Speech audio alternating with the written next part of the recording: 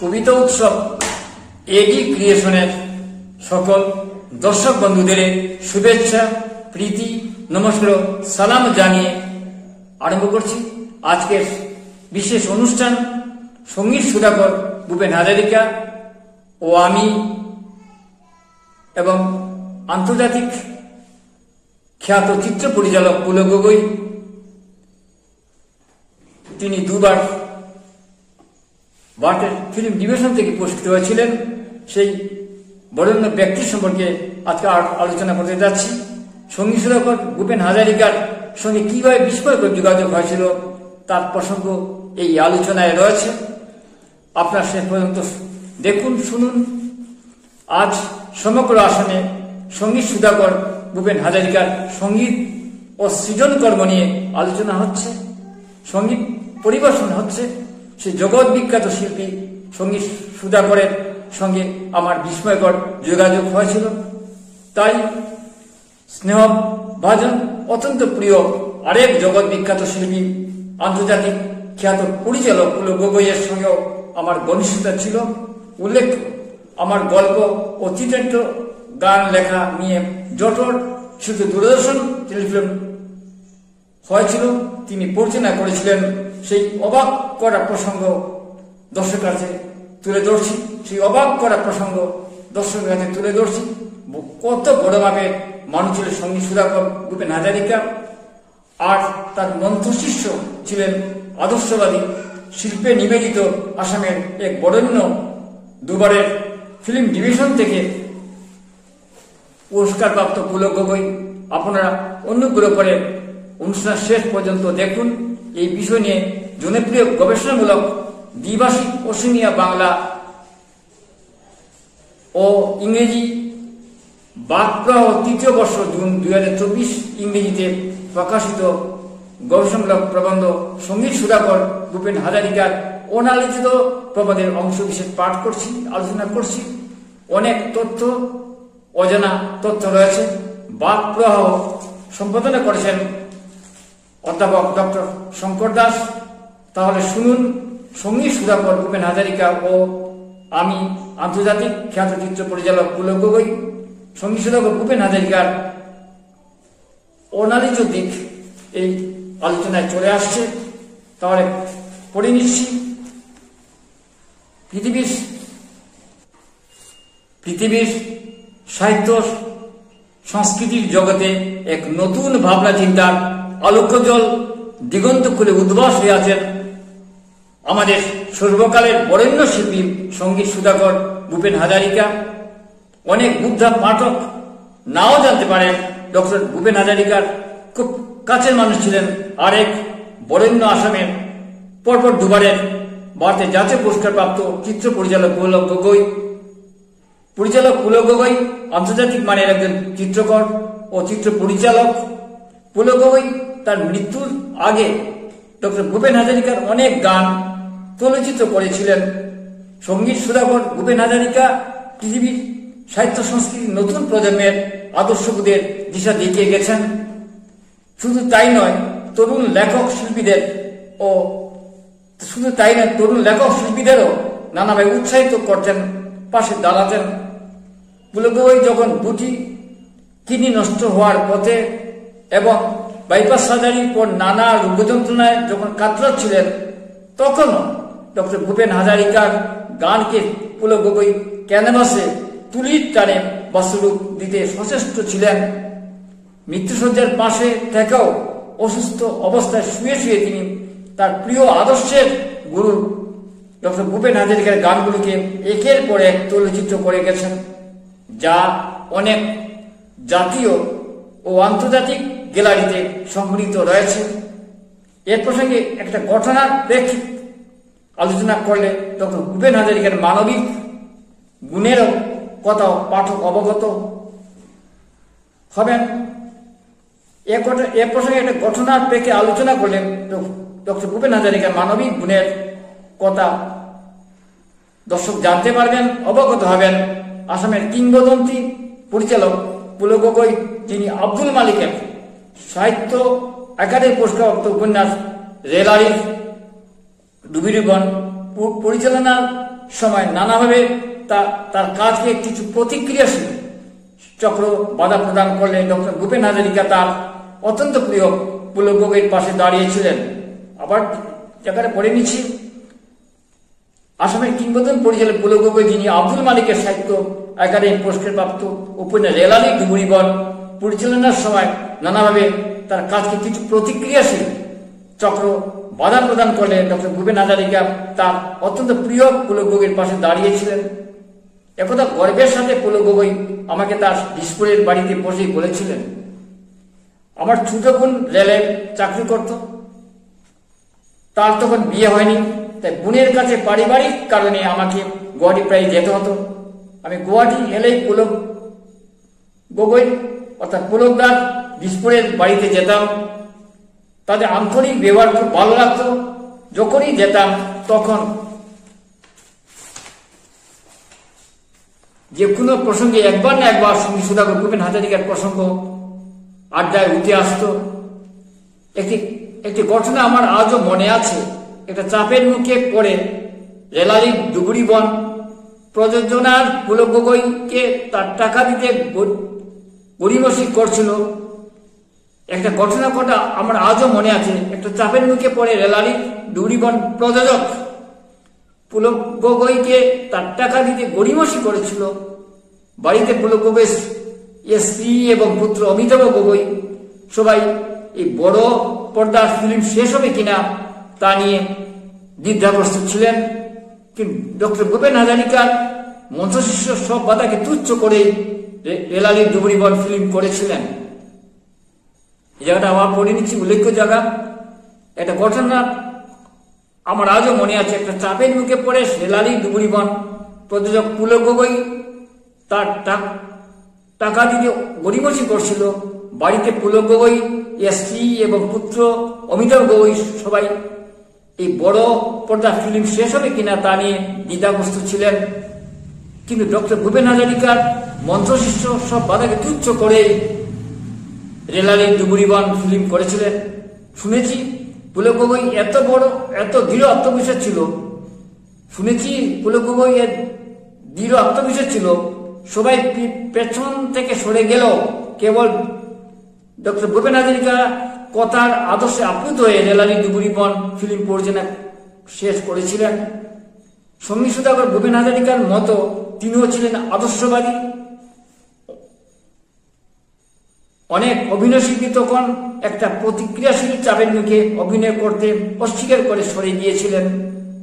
সেই সময় মানসিক শক্তি জুগিয়েছিলেন ডক্টর ভূপেন হাজারিকা। সবসময় পুলক গগৈ তার পরামর্শ নিতেন। এদের মধ্যে ঘনিষ্ঠ যোগাযোগ ছিল। আমি একদিন পরিচালক পুলক গগৈর বাড়িতে যাই। বাড়িতে কেউ কথা বলছিল না। একটা থমথমে পরিবেশ। আব্দুল মালিকের রেলালি ডুবুরিবন নিয়ে প্রযোজকের সঙ্গে মতানৈক্য হয়েছে। পরিচালক পুলক গগৈ কারো কাছে আসার ব্যঞ্জন কোনো কথা পাচ্ছেন না। কেবলমাত্র ভূপেন হাজারিকা তাকে এই ফিল্ম করার জন্য বারবার টেলিফোনে বার্তালাপের মাধ্যমে উৎসাহিত করেছিলেন। কেবলমাত্র ভূপেন হাজারিকা তাকে এই ফিল্ম করার জন্য বারবার টেলিফোনে বার্তালাপের মাধ্যমে উৎসাহিত করেছিলেন। উল্লেখ্য, আমি সেই সময় তার বাড়িতে বৈঠক করেছিলাম। তাই তারই পরামর্শে ফিল্মের সবাইকে পরদিন দুটি চিত্রবনে ইন্ডোরের শুটিং শেষে আলোচনা ডেকেছিলেন। সৌভাগ্যবশত আমি সেই বৈঠক আলোচনায় ছিলাম। পরদিন ইন্ডোরের কিছু কাজ শেষে আড্ডার কথা তুললেন সবাই। তখন রেলালি ডুবুরিবন ফিল্ম করার বিপক্ষে আমাকে জিজ্ঞেস করলে আমি বললাম এটি একটি ব্যতিক্রমী ফিল্ম হবে। সৌভাগ্যবশত আমি সেই বৈঠকে আলোচনায় ছিলাম। পরদিনই ইন্ডোরের কিছু কাজ শেষে আড্ডায় কথা তুললেন সবাই। তখন রেলালি ডুবুরিবন ফিল্ম করার বিপক্ষে আমাকে জিজ্ঞেস করলে আমি বললাম এটি একটি ব্যতিক্রমী ফিল্ম হবে। সেই সঙ্গে এই কথাটিও জোর দিয়ে আবেগে বলেছিলাম এটা পুরস্কৃত হবেই হবে জাতীয় স্তরে। সেই সঙ্গে এই কথাটিও জোর দিয়ে আবেগে বলেছিলাম এটা পুরস্কৃত হবেই হবে জাতীয় স্তরে। তিনি জ্যোতি চিত্রবন থেকে ফিরে আসতে আসতে বলেছিলেন ডক্টর ভূপেন হাজারিকা তার পাশে আছেন, আর কারো দরকার নেই। জ্যোতি চিত্রবন থেকে ফিরে আসতে আসতে বলেছিলেন ডক্টর ভূপেন হাজারিকা তার পাশে আছেন, আর কারো দরকার নেই। আমি যে কোনো মূল্যে রেলারি ডুবুরিবন ফিল্ম করবই। আমি বারবার বলেছিলাম, পুলকদা, রেলারি ডুবুরিবন একটি ভালো কাজ হচ্ছে, আপনার এটা কাজটি এটি পুরস্কৃত হবে। আমাদের বাংলা চলচ্চিত্রে মৃণাল সেনের কোরাস ইন্টারভিউর মতো তিনি এই কথার এত খুশি হলেন, প্রায় উচ্ছ্বাসে হাসতে লাগলেন। এক সময় গুয়াহাটি রিয়াবাড়িদের কাছে এসে থামল। এখানেই আমি মামার বাসাতেই থাকি। ট্যাক্সি থেকে নেমে গেলাম। আমি তখন শিলচর রেডিও, শিলচর দূরদর্শনের স্বর্ণযুগে টেলিফিল্ম নানা চিত্রাটে কাজে যুক্ত রয়েছে।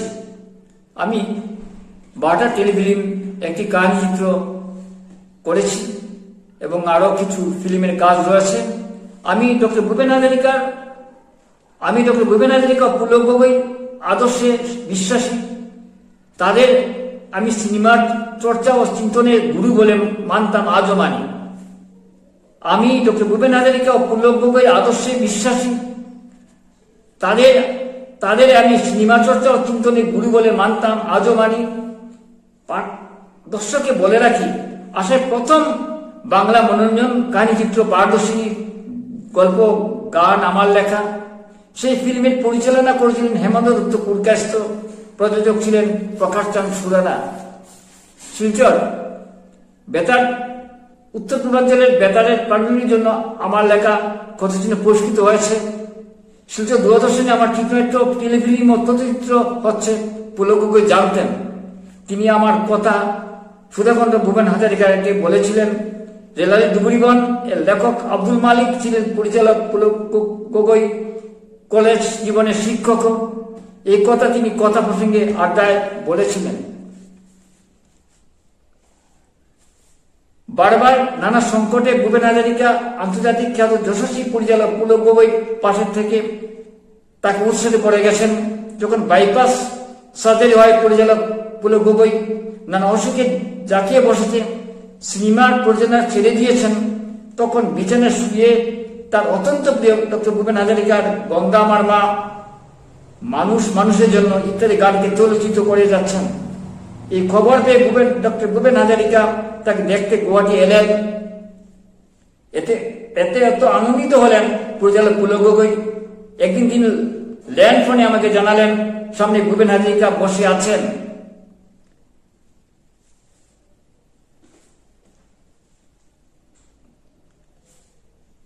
যখন বাইপাস সার্জারি হয়, পরিচালক পুলক গগৈ নানা অসুখে জাকিয়ে বসেছে, সিনেমার পরিচালনা ছেড়ে দিয়েছেন, তখন বিছানায় শুয়ে তার অত্যন্ত প্রিয় ডক্টর ভূপেন হাজারিকার গান গঙ্গা আমার মা, মানুষ মানুষের জন্য ইত্যাদি গানকে চলচ্চিত্র করে যাচ্ছেন। এই খবর পেয়ে ডক্টর ভূপেন হাজারিকা তাকে দেখতে গুয়াহাটি এলেন। এত আনন্দিত হলেন পরিচালক পুলক গগৈ। একদিন তিনি ল্যান্ড ফোনে আমাকে জানালেন সামনে ভূপেন হাজারিকা বসে আছেন। আমাকে লাইনটা ধরিয়ে দিলেন। আমি টেলিফোনে প্রণাম জানালাম।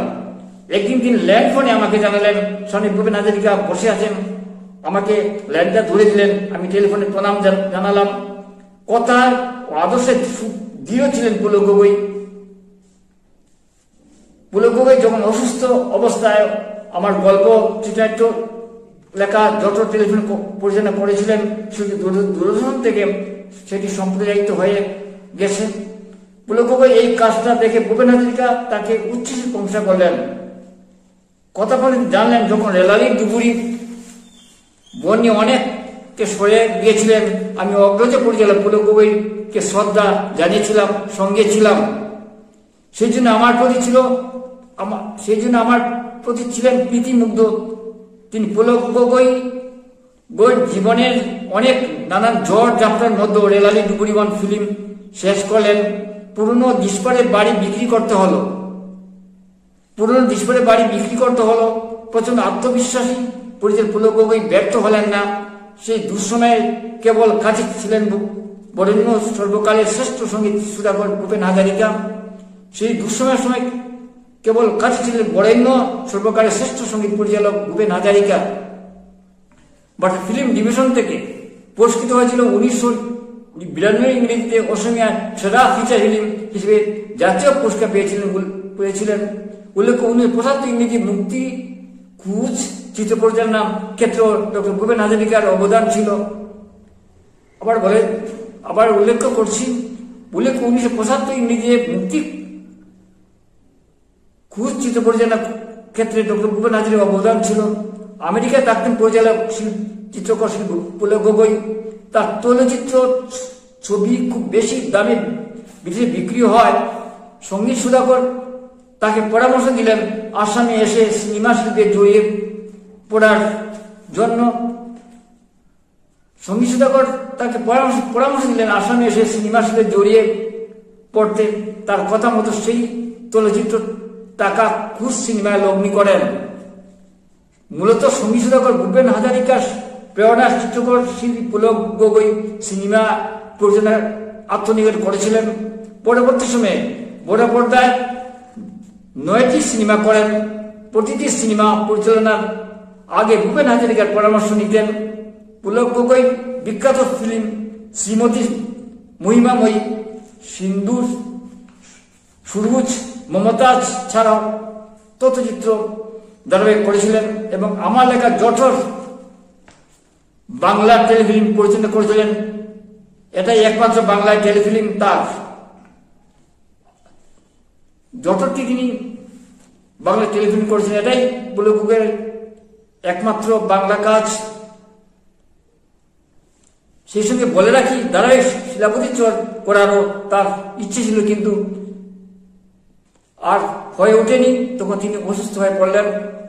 যখন আব্দুল মালিকের লেখা রেলালের ডুবুরি বন এর পরিচালনার জন্য পুলক গগৈ বাদে সমস্ত কাগজে আলোচিত, তখন কিন্তু তার আদর্শের গুরু সঙ্গীত সুধাকরকে তিনি ভুলতে পারেননি। তার কৃতজ্ঞতা তুলিতে ধরে রেখে গেছেন। আজও উজ্জ্বল হয়ে ভূপেন হাজারিকার গানকে তৈলচিত্র রূপান্তরিত করার নানান নিদর্শন বিভিন্ন গ্যালারিতে আপনারা দেখতে পাবেন। আমরা দেখি চিত্র সমালোচকরা তা নিয়ে আলোচনায় করেছেন।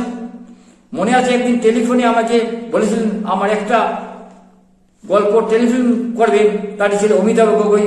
তার কথা মতো ভারতীয় সমাজে নারী অবমূল্যায়ন ও ভ্রূণ হত্যা নিয়ে গল্প যেন আমি লিখি।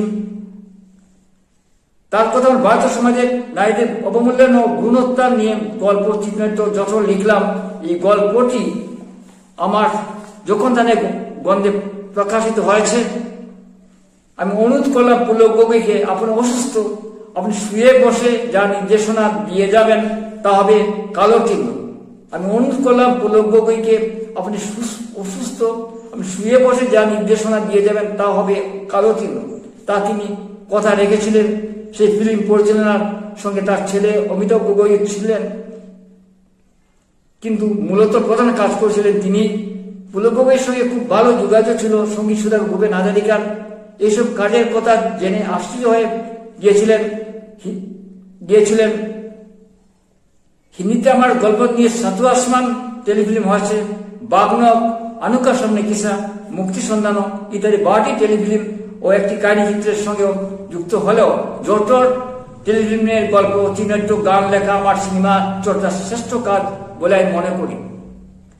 আর জটর টেলিফিল্ম পুলক গগৈ পরিচালনা দেখে উচ্চশির বংশ করেছিলেন ডক্টর ভূপেন হাজারিকা, সেটা অবশ্যই এক উজ্জ্বল ইতিহাস। সিনেমার চর্চা তথা আমার আদর্শের গুরু সঙ্গীত সুধাকর ডক্টর ভূপেন হাজারিকা ও পুলক গগৈয়ের জীবনাদর্শ আজও আমাকে ভাবায়। মানুষের মূল্যবোধ ও সুস্থ জীবনবোধ সামনে রেখে সৃজনী কাজ করার প্রেরণা সঙ্গীত সুধাকর ভূপেন হাজারিকা জীবন ও সৃজন থেকে পেয়েছি। সেই ভাবনার আলোকে নিজেকে মননের সম্পৃক্ত রয়েছে। সিনেমার চর্চার তথা আমার আদর্শের গুরু সঙ্গীত সুধাকর ডক্টর ভূপেন হাজারিকা ও পুলক গগৈয়ের জীবন দর্শন আজও আমাকে ভাবায়। মানুষের মূল্যবোধ ও সুস্থ জীবনবোধ সামনে রেখে সৃজনী কাজ করার প্রেরণা সঙ্গীত সুধাকর ভূপেন হাজারিকার জীবন ও সৃজন থেকে পেয়েছি। সেই ভাবনার আলোকে নিজেকে মননে সম্পৃক্ত রয়েছে। এখন যে শার্ট পরে আমি আপনার এই ইউটিউবে আলোচনা করতে যাচ্ছি, এটাও আমাকে পুলক গগৈ উপহার দিয়েছিলেন। তাই আজকে এই বিশেষ দিনে আমি আমার যে ফিল্মের যিনি গুরু, যিনি যার আদর্শে আমি উদ্বুদ্ধ হয়েছি, তার সম্পর্কে আমার শ্রদ্ধা জানাচ্ছি। সিনেমা চর্চা তথা আমার আদর্শে সঙ্গীত সুধাকর ভূপেন হাজারিকা ও পুলক গগৈ জীবনাদর্শন, আজকে তাদের কথা আলোচনা করতে পারি দর্শকের কাছে। আমি অত্যন্ত আনন্দিত হচ্ছি এবং আমি এইভাবেই আমার ভূপেন হাজারিকে আমি শ্রদ্ধা জানাচ্ছি এবং পুলক গগৈকে শ্রদ্ধা জানাচ্ছি। নমস্কার। কবিতা উৎসব এডুকেশন অনুষ্ঠান শুনুন, দেখুন, আমাদের পাশে থাকুন। প্রকৌশলগত ত্রুটি রয়েছে, তবুও দেশে বিদেশের হাজার হাজার দর্শককে অনুষ্ঠান দেখে থাকেন। আপনি দেখুন, দেখতে রাখুন, ভালো লাগবে। আমাদের চ্যানেল কবিতা চ্যানেল, তো আমরা নানান ধরনের বৈচিত্র্যমূলক প্রোগ্রাম পরিবেশন করে থাকি। আজকে এই অনুষ্ঠান আমাদের শ্রদ্ধাঞ্জলি অনুষ্ঠান। পুলক গগৈর সঙ্গে আমি কাজ করেছি, তার বাড়িতে আমি ঘন ঘন যেতাম এবং সেই আড্ডায় বারবার তিনি ভূপেন হাজারিকার কথা বলতেন, প্রতিদিনই বলতেন, প্রতি আড্ডায় বলতেন। তিনি ছিলেন তার মন্ত্রশিষ্য এবং তার কাছ থেকে আমি সিনেমার চর্চার জন্য উদ্বুদ্ধ হয়েছিলাম এবং পরবর্তী সময়ে আমি অনেকগুলো টেলিফিল্ম করেছি, বেতার নাটক করেছি, মূলত তাদের আদর্শের জন্যই। তাই আজকে এই অনুষ্ঠান আমার শ্রদ্ধাঞ্জলি অনুষ্ঠান। নমস্কার। দেখতে রাখুন, ভালো লাগবে।